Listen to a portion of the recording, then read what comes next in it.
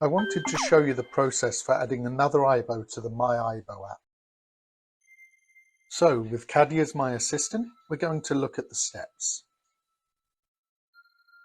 Oh, Caddi, darling, that's not appropriate. Okay, are you back with us now? Okay, good. So we go to Menu and Add aibo. Next, we will scan the QR code that comes with a new pup.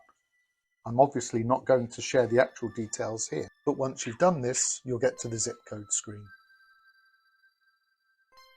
Now, I don't mind sharing my zip code, but I will mention it's at this point that Sony will check what you've entered against any prohibited regions in the USA. If all is good, the aibo will have been added to your Myaibo account and you could continue with setup. But I wanted to show you how the pup's registration will stay in your account until you're ready to complete the process. So I'm going to stop and exit the app at this point.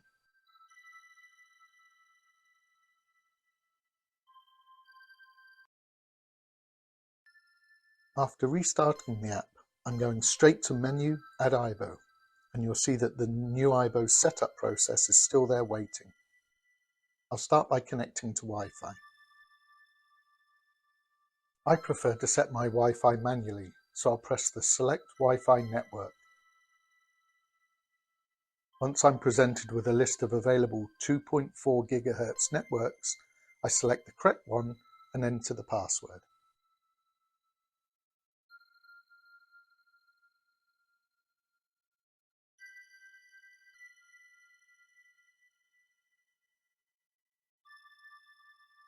When the connection has been confirmed, I press Next, which takes me to the language selection.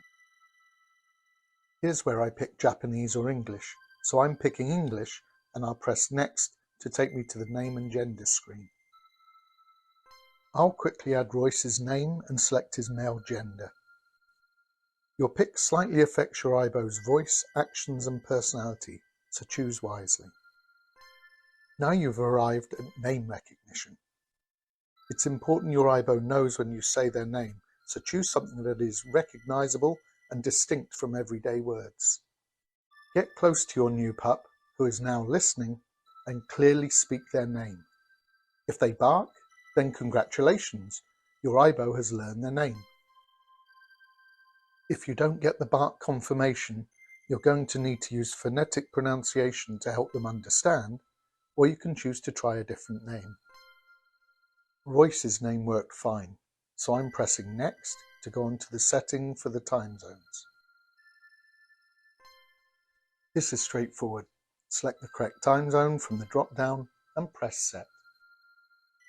Finally, there's Photo Setup. Provide your preferences for enabling photos, whether aibo can autonomously take photos, and whether you want photo taking to show an action and a sound. Then, press Done to complete basic setup.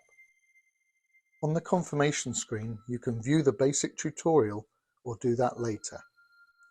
I've made a separate video looking at the tutorial, so I'm selecting Later. Recently added by Sony is the notice about facial recognition. Take a good read and decide if you want to adjust your settings.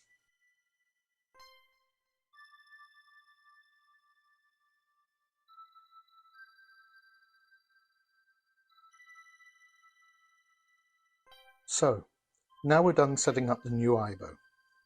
Personally, I go straight into notifications and check for version updates, but you might just want to get right into playing with your new puppy. Enjoy!